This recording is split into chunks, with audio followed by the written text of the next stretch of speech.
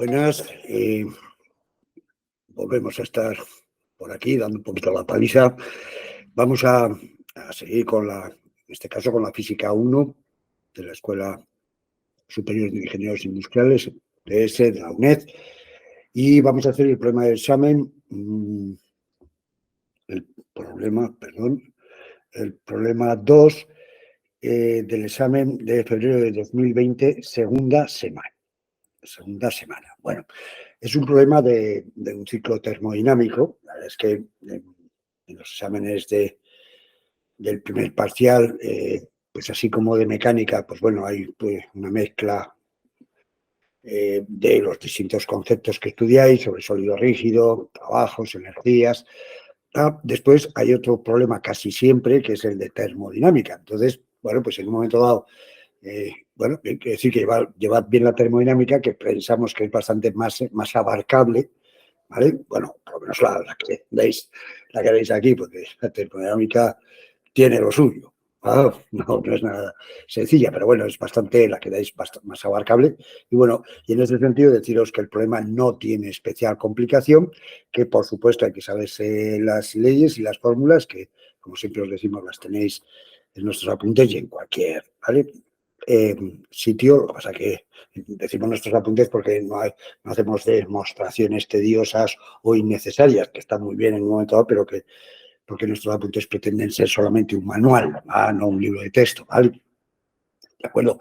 Es decir también que en este caso es un ciclo, pero que se trata de un frigorífico, ¿de acuerdo? Se trata de un frigorífico en donde el ciclo se recorre en el sentido contrario a las agujas del reloj. Entonces, lo que hacemos es captar, el sistema capta trabajo del exterior y con ese trabajo que capta del exterior coge calor de la parte fría y la cede a la parte caliente, cosa que efectivamente no es espontánea, pero no es imposible. No confundir espontaneidad con imposibilidad, claro, ¿de acuerdo? Bueno, pues sin más vamos a ello. Ya os digo que creemos que no tiene dificultad. Sí que es verdad que, bueno, como todo en la vida hay que practicarlo porque hay una preguntilla que bueno, pues que tenemos que tener clara. Venga, pues vamos a por ello, vamos a compartir pantalla y mirad, aquí lo tenemos, nos dice, bueno, mirad, primero vamos a hacer un poquito una vista un poco así a lo grande, ¿vale? Nos dice que, bueno, primero vamos a leer el problema tranquilamente. Mirad, dice un sistema de frío que sigue un ciclo de Carnot. Vamos a ver, si sigue un ciclo de Carnot, mirad, aquí os he puesto un recordatorio, ¿vale? El ciclo de Carnot son dos isotermas siempre y dos adiabáticas, como os he intentado, bueno, pues aquí dibujar.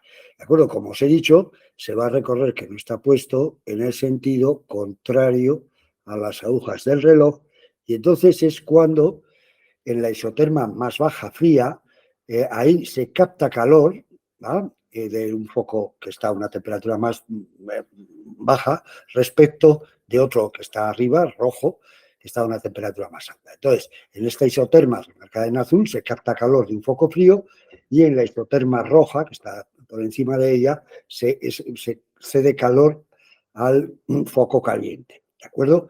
Y veremos que efectivamente él necesita un trabajo para que eso sea así. El sistema necesita un trabajo del exterior. Como veis, aquí, en esta parte, en esta figura de la izquierda, se ha también dibujado el frigorífico tal como se suele dibujar y esquematizar en todos los libros, ¿de acuerdo? ¿Vale? Ya veis, del foco frío se capta un calor por medio de un trabajo que pasa al fuego caliente, pasa al fuego caliente otra cantidad de calor que usted, como veis, ¿vale? Bueno, por supuesto, fijaos, en módulos, claro, porque ya sabéis que tiene signos, claro, para el sistema, para el frigorífico, por ejemplo, el trabajo sería negativo, porque entra al sistema el calor del foco frío sería positivo y el calor que sale al foco caliente sería negativo, pero es mucho más cómodo en tanto los motores como los frigoríficos hablar de los módulos porque se visualiza muy fácilmente que el módulo del trabajo más el módulo del calor que se ha captado del foco frío es igual al módulo del calor que se cede al foco caliente, lo que hemos puesto aquí, ¿vale? Con esta igualdad, ¿de acuerdo? Así os acordáis, ¿vale? Porque viendo a la figura de la izquierda, pues creemos que es bastante sencillo recordar esta ley. Calor al foco caliente, el módulo es calor captado del foco frío, el módulo más el trabajo captado del exterior. De tal manera que, bueno, el trabajo, bueno, es, como veis, calor caliente menos calor frío en módulo. ¿Por qué hemos despejado el trabajo? Porque se define la eficiencia de un frigorífico como el calor que se capta del foco frío y entre el trabajo que se ha utilizado para ello. ¿De acuerdo? Si tuviéramos una bomba de calor, la eficiencia sería lo mismo, pero en vez del calor frío, sería el calor caliente, ¿vale? Porque en una bomba de calor lo que nos interesa es saber cuánto calor metemos a la habitación a costa del trabajo exterior utilizado, ¿de acuerdo? Bueno, es que depende un poquito, ¿vale? Pero una bomba de calor sería el mismo esquema que este, ¿vale? ¿De acuerdo? Bueno, entonces, como veis, la eficiencia, definida de esa manera, es el calor del foco frío, módulo, entre en el denominador, como no es el trabajo es calor, módulo del calor caliente menos módulo del calor frío. Y se demuestra que eso es exactamente igual que el cociente de las temperaturas. Temperatura fría en el numerador, ¿vale? Entre temperatura del caliente menos la del frío en el denominador. Como veis, creemos que es bastante fácil, sencillo de recordar visualmente estas leyes y por eso las hemos dibujado y, bueno, y porque hemos intentado que recordéis lo que vamos a hacer. Por supuesto que no hemos puesto el recordatorio de las fórmulas de cómo se calcula P, V y T en un proceso pues, isotermo adiabático, que son en este caso los que nos interesan, pero tampoco hemos hecho recordatorio de eso, ni por supuesto a volumen constante ni a presión constante. Entonces, hemos hecho el recordatorio de lo que es propiamente un frigorífico, ¿vale? Y cómo se define la eficiencia. Bueno, entonces, visto esto, que no me acuerdo si lo hemos leído, no hemos leído, mirad, bueno, dice un sistema de frío que sigue un ciclo de Carnot. Carnot, bueno, sí, por eso ya nos hemos empezado a enrollar aquí, ¿verdad? Son dos adiabáticas y dos isotermas, como hemos dicho, recorridas en ese sentido. Bueno, entonces dice que funciona con 18 moles de un gas ideal monoatómico, realizando ciclos de 2 segundos, ¿vale? Las temperaturas de los focos son 450 Kelvin y 150 Kelvin y consume una potencia de 60 kilovatios, ¿vale? Bien, se pide dibujar el ciclo en un diagrama PV especificando las transformaciones que se realizan, que eso es teoría. B, calcular la eficiencia. C, calcular el calor intercambiado en cada etapa y la relación entre los volúmenes en la compresión isoterma. La compresión isoterma es, bueno, ahora vamos a la derecha a hacer el dibujo, pero la compresión isoterma es, o es la roja que está aquí, ¿vale? Esta es la compresión isoterma, ya veis, el azul es una expansión isoterma, ya veis que el azul se pasa de un volumen más pequeño a un volumen más grande, la compresión isoterma es la roja de arriba, ¿de acuerdo? Vale. Y después de calcular la variación de la entropía del gas en cada transformación y en el ciclo, y por último, sabiendo que después de la expansión isoterma el volumen del gas es 0,5 metros cúbicos, después de la expansión isoterma, o sea, aquí, bueno, ahora vamos a dibujar, calcular la presión y el volumen después de la compresión adiabática. Bueno, vamos a ir. Bueno, primero leemos el problema, no hace falta que estemos ahí. Ahí espera que me han preguntado, lo volveremos a leer. Vamos con orden, ya nos hemos familiarizado de qué va, entonces empezamos y decimos, bueno, se trata de dos isotermas y dos adiabáticas. Las dos isotermas, una es a 150, la fría, y otra a 450, por lo tanto, ya veis, las hemos puesto ya aquí, las hemos dibujado, la isoterma fría la hemos puesto en azul, la caliente en rojo, y ya veis, hemos definido esas dos isotermas por medio de los puntos A, D, B, C. A, B, C, D, hemos numerado en el sentido de que, en el que se va a recorrer el ciclo. ¿Va? A B, de B a C, de C a D y de D a A. Y aquí, ya veis, hemos puesto lo que sabíamos.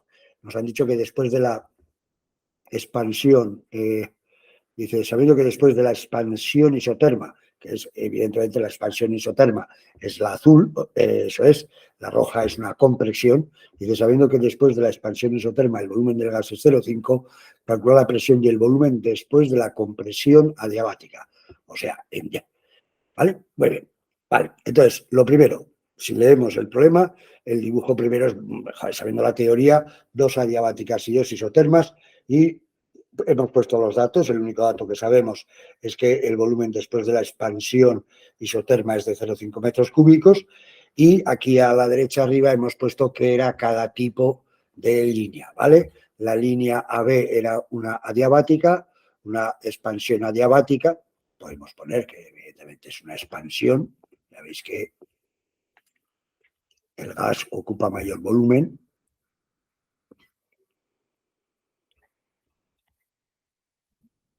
Expansión adiabática.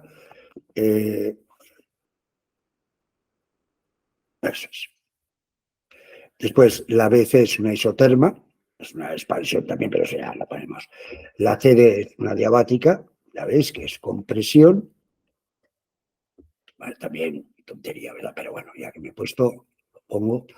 Y la DA es una compresión también isoterma, ¿vale? Ah, este es una expansión, bueno, bien, ya que hemos puesto, venga, expansión, la BC es una expansión isoterma, y la DA es una compresión isoterma. Vale. Bueno, esta es la primera pregunta, como veis, el dibujo y que digamos de qué tipo de transformaciones se trata. Eso es teoría y se sabe. Después vamos a ver, como nos han dado las temperaturas frías y calientes de las dos isotermas, la fría 150 y la isoterma caliente a 450, la eficiencia la podemos calcular perfectamente, como veis, como temperatura del foco frío entre temperatura del caliente menos la del frío. ¿Vale? Y como veis, bueno, pues la del frío es 150, la caliente 450 menos 150, que es 300, con lo cual la eficiencia nos sale 0,5. ¿De acuerdo? ¿Vale? Entonces, bueno, puede salir mayor que 1. En un motor térmico no, ¿va? Porque el trabajo será siempre menor que el calor absorbido del foco caliente, pero aquí sí que puede ser, ¿de acuerdo? La eficiencia puede ser mayor que 1. Bueno, eso sería la pregunta P. Ahora nos dicen calcular el calor intercambiado en cada etapa y la relación entre los volúmenes en la compresión isoterma. ¿Vale? En la compresión isoterma de D hasta A. Entonces, mirad, aquí empieza el apartado C, pero fijaos, aquí hemos calculado, ya sabéis que va a ser muy importante saber presiones, volúmenes en cada estado del gas por los que pasa. Entonces aquí, perdón, es eso. Hemos calculado, veis, mirad, en el apartado, en el C, fijaos que el C, hemos aquí, mirad, lo vamos a poner un poquito, mirad aquí, veis, antes de contestar en la pregunta C, nos dicen que calculemos el calor intercambiado en cada etapa y la relación entre los volúmenes en la compresión isoterma, de D hasta A, ¿vale? Entonces, mirad, antes de la siguiente pizarra, vamos a contestar al calor, pero fijaos aquí, donde empieza la pregunta C, como veis, hemos calculado las condiciones presión, volumen y temperatura en C y en D. ¿Por qué lo vamos a utilizar después? Además de que nos podían preguntar, bueno, nos están preguntando, para que no en orden, ¿vale? Pero nosotros ya que teníamos aquí, dado que nos han preguntado, como veis, en el apartado C, nos preguntan calcular y la relación entre los volúmenes en la compresión isoterma, o sea, la relación de los volúmenes en la compresión isoterma, ya veis, es de D a A, el volumen D y el volumen A. Nos hace falta saber el volumen D y el volumen A. ¿Qué pasa?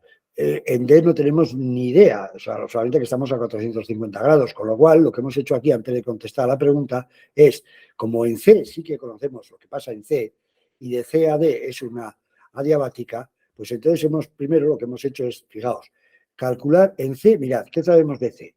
Que el volumen es 0,5 y que la temperatura son 150. Como además sabíamos que eran 18 moles, hemos calculado la presión claramente con la fórmula que vamos a decir a estas alturas de la vida, ¿verdad? La fórmula fundamental o una de las fórmulas fundamentales de los gases perfectos, que es esa, de tal manera que la presión en C es 4.000, o sea, 44.895,6 pascales. Como veis, entonces, el punto C ya es totalmente conocido. Pues el punto D también, porque como de C a D hemos ido en una isoterma, en una diabática, pues nada, ya veis que hemos hecho temperatura en C por volumen C a la gamma menos 1 es temperatura en D por volumen D a la gamma menos 1. Y entonces hemos sustituido temperatura en C, 150, como veis. ¿Vale? por volumen en C, 0,5 a la gamma menos 1, gamma no lo daban, no os olvidéis, la gamma estaba aquí, creo recordar, o si no, bueno, igual no lo daban, pero nos decían que era, perdón, eso era así en otro problema, claro, con tantos problemillas, ¿verdad? Pero daos cuenta que es nos dicen que es un gas ideal monoatómico, con lo cual ya no me falta que me digan más, ¿vale? Hombre, la verdad es que lo deberían de decir, porque cargar la memoria de tanta cosica, pues, ¿verdad? Pero bueno, sabemos que si es un monoatómico, ¿vale? Gamma es 5 tercios, que es lo que hemos puesto aquí. Es C sub P entre C sub V. Una forma de aprendérselo así de memoria un poquillo es, en los diatómicos es 7,5 calorías mol, claro, y en los monoatómicos es 5,3, ¿vale? Bueno, entonces así, pues, bueno, se lo aprende uno como lo mejor pueda dar. Pues entonces gamma en los monoatómicos es 5 tercios, con lo cual, pues eso, seguimos con la ley de los que nos relaciona, como veis aquí esta roja que hemos puesto, la ley que nos relaciona las temperaturas con los volúmenes en una diabática, y como conocíamos todo, menos el volumen D, ya veis que ya hemos calculado el volumen D aquí, que nos queda 0,14, ¿vale? Aquí lo tenemos, el volumen D, que es 0,14, como veis, deducido de la relación que hay entre la temperatura y los volúmenes en una diabática. Entonces, como ya en D ya tenemos el volumen, que es el que acabamos de calcular, ya tenemos la temperatura, que eran 350, y ya teníamos el número de moles, podemos calcular la presión en D, claro que es mucho más alta, y sale 374.130 pascales. ¿De acuerdo? Que es lo que hemos puesto ahí, y hemos rematado ya en azul, como veis, las características de las tres variables termodinámicas en el punto C y en el punto D, que seguro que nos va a servir para contestar a una de las preguntas de C, que era calcular el calor intercambiado en cada etapa y la relación entre los volúmenes en la compresión isoterma, que es la que va desde D hasta A. Por lo tanto, ya veis que hemos calculado de esta manera qué pasa en D, y ya estaremos en condiciones, como veis en la siguiente pizarra, de calcular la relación de los volúmenes en esa compresión isoterma, que es lo que vamos a hacer ahora en la siguiente página. ¿Vale? Mirad, ya la tenemos aquí. Entonces, bueno, hemos puesto a copiar el enunciado, hemos vuelto a copiar aquí un poco el motor, o sea, perdón, el frigorífico, y aquí veis, de la pizarra anterior hemos puesto otra vez lo que sabíamos, para no estar todo el rato ahí mirando arriba y abajo, ¿de acuerdo? De la pizarra anterior sabíamos qué pasaba en C y qué pasaba en D. Vale, y ahora ya contestamos a las dos preguntas que nos han hecho. Primero, calor intercambiado, dice calcular el calor intercambiado en cada etapa y la relación entre los volúmenes en la compresión isoterma. Los calores, mirad, vale, muy fácil. Fijaos, sabemos la eficiencia, sabemos el trabajo por ciclo. Daos cuenta que la potencia me la daban, que era 60 kilovatios, ¿vale? Pero cada ciclo eran 2 segundos, con lo cual, ¿vale? El trabajo por ciclo es la potencia por tiempo, evidentemente, la energía es potencia por tiempo. Entonces, efectivamente, ya veis, aquí tenemos el trabajo por ciclo, ¿vale?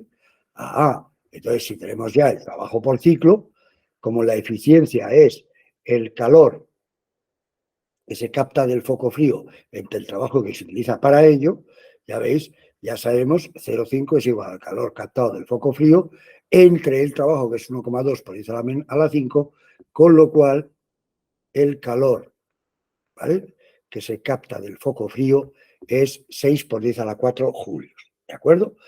Vale, entonces, y después ya, como sabemos, como hemos dicho en la primera pizarra, ese recordatorio de que el módulo del calor caliente es igual al módulo del trabajo más el módulo del calor frío, pues ya tenemos el trabajo y el calor frío, por lo tanto, el calor caliente ahora tenemos que es 18 por 10 a la 4. El calor caliente ya sabemos lo que decimos, ¿verdad? Pero parece vale, bueno. Entonces ya tenemos los calores, que es lo que nos preguntan, y ahora nos falta la relación de compresión. Entonces, fijaos cómo, mirad, de aquí pues están un poquito airioso con las fórmulas, fijaos, el calor del foco caliente, que ya lo sabemos, ahora, claro, el que se cede al foco caliente lo ponemos negativo, aquí nos ha salido positivo, pero sabemos que es negativo, como veis, Eso es igual, como es una isoterma, ¿vale? Es igual al número de moles por la R, por la temperatura, por logaritmo del volumen final, que es el volumen en A, entre volumen inicial, que es volumen en D, ¿vale? Este calor, este de aquí, que ya lo tenemos, es el calor que se cede al foco caliente, como ya lo tenemos, y teníamos el volumen que hay en D, pues ya tenemos el volumen en A, ¿vale? Pues aplicando que el calor por tratarse de una isoterma es, bueno, es verdad, aquí os iba a decir que os iba a poner la fórmula, pero aquí la tenéis, así que la había puesto. Por lo tanto, sustituyendo, fijaos que me queda una ecuación en donde lo único que me queda por deducir es el volumen en A. Nada, pues el volumen en A nos queda 4,5 por 10 a la menos 3 metros cúbicos. Por lo tanto, la relación de compresión, VA es a VD, es 0,032. ¿Vale? El volumen en A entre el volumen en D. Mira, si en vuestros libros pone que es al contrario, pues también pasa. O sea, si sabemos VA entre VD, evidentemente al tratarse de una compresión, se supone que es volumen final entre volumen inicial, pero bueno, eso son bobadillas, ¿vale? Bueno, y ya hemos contestado, como veis, a la pregunta entera, que era un poquito la más complicada, ¿vale? Ahora ya en la siguiente pizarra vamos a calcular la variación de entropía del gas en cada transformación y en el ciclo. Y esto ya es aplicar formúlicas, o sea que ya tenemos todo, ya hemos hecho el problema.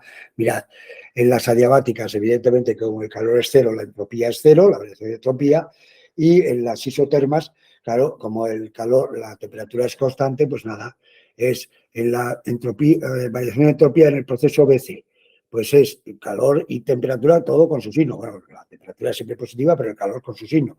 Entonces, el calor del foco frío, que se ha captado del foco frío, sabíamos que era 6 por 10 a la 4, pero es positivo porque ha sido captado por el sistema, con lo cual sería 6 por 10 a la 4 entre 150, y la entropía desde D hasta A sería calor cedido al foco caliente con su signo, que es menos 18 por 10 a la 4, porque es cedido por el sistema entre la temperatura, y como veis, al tratarse de un ciclo reversible, la variación de entropía total ha de ser cero, ¿de acuerdo? Como veis que no sale en este caso. Y por último, nos preguntan calcular la presión y el volumen después de la compresión adiabática. Ya veis que eso es justamente en las condiciones en D. Eso ya lo hemos hecho en las pizarras anteriores, ¿vale? Nos ha hecho falta para responder a la pregunta C en la relación de compresión, en la isoterma, en la pregunta C. Entonces, nada, aquí lo hemos simplemente, en la pregunta E, nos preguntan eso, es la presión y el volumen después de la compresión adiabática, ya la teníamos, la hemos vuelto a copiar de las pizarras anteriores, como veis, ¿de acuerdo? Y ya habéis visto cómo lo hemos hecho. Bueno, pues yo creo que aquí ya no queda más, ¿de acuerdo? Y bueno, pues como siempre os decimos, esperamos habernos explicado. Y que si no, ya sabéis, nos podéis escribir, me parece que aparece un correo por ahí, en la página, bueno, no sé, supongo que tendréis maneras y lo de siempre, ánimo ya por ello, ¿vale? Venga, chao.